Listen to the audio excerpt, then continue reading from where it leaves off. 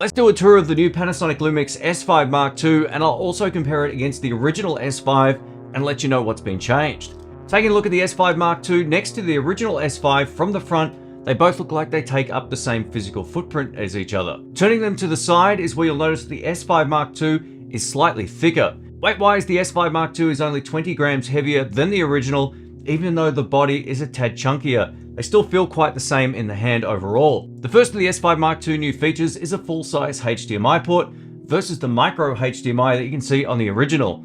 This is a massive benefit for anyone using an external monitor or external recorder. Full-size HDMI ports have the advantage of a stronger, more secure connection without needing a dongle or specialty cable like you would with the micro HDMI type. I use external reference monitors here in my studio all of the time, and it's really handy to have a standardized connector on a camera. The second reason the Panasonic S5 Mark II is slightly wider is that it now has an active heat management system. This active cooling fan works in combination with the new unlimited recording capability of the S5 Mark II. This fan keeps the temperature down in heat-challenging environments and for extended recording durations. If you've seen any YouTube videos over the last 2 years, there's been a lot of camera brands and models that overheat very quickly or have short recording durations placed on their video modes. The Panasonic S5 Mark II has neither issue thanks to the active cooling. The intake and exhaust fans are placed on the top of the camera next to the command dials to ensure proper airflow. The active cooling fan is set to automatic by default, but the settings can be adjusted manually depending on your shooting scenario.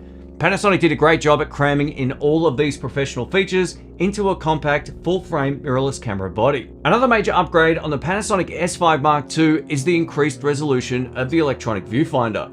The new EVF has a resolution of 3.6 million dots over the original S5, which had a 2.36 million dot count. This 1.3 million or so dot bump in resolution has a few advantages. Firstly, the shooting experience will be improved for both photo and video shooters. Additionally, the increased resolution will make critical manual focus far easier when using the EVF. Lastly, the photos and videos will look sharper when the camera is in standard playback mode. The next upgrade over the original Panasonic S5 is the Lumix S5 Mark II now has a set of matching UHS-2 SD card slots.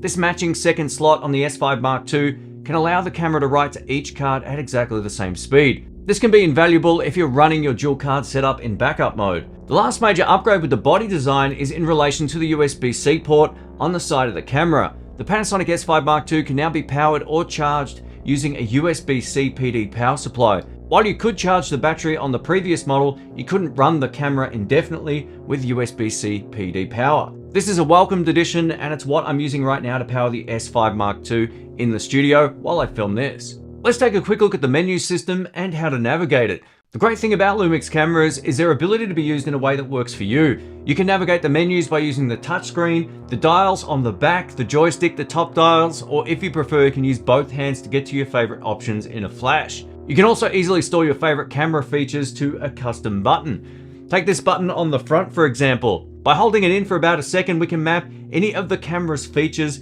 to that particular button. Let's map the waveform to it. The waveform is a really handy filmmaker's tool for setting correct exposure. Once we have the option selected, just hit the menu set button on the back of the camera, and we can bring up the waveform by simply pressing the button on the front. If you feel like the waveform readout is too large on screen, you can easily resize it.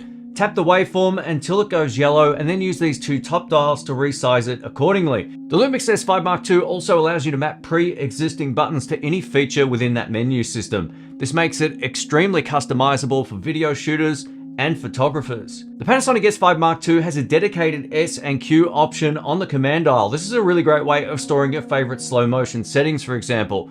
The footage will be slowed down in camera without audio, so it can be placed directly on your project's timeline. If you prefer to have audio, you can also store a custom frame rate mode to the C1, C2, or C3 options on top of the camera and recall them using the command dial. One of the ways I like to use the C1, 2, and 3 is for recalling my favorite settings for different environments. For example, this studio will be set up for C1, the white balance is already set.